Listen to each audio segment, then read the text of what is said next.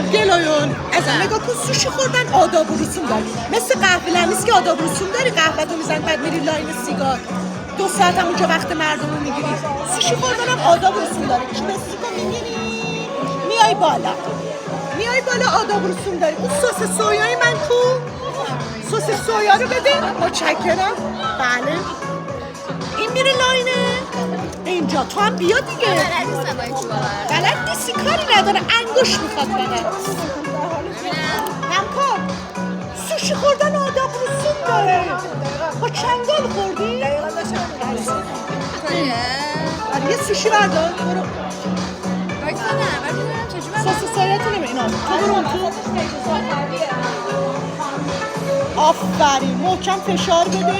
بزن تو سس سویا بزن به هم چرز برو بالا گلای بیا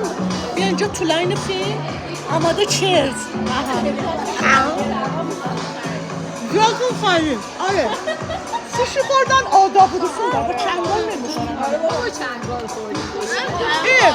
نه سویل شما با چنگال بخور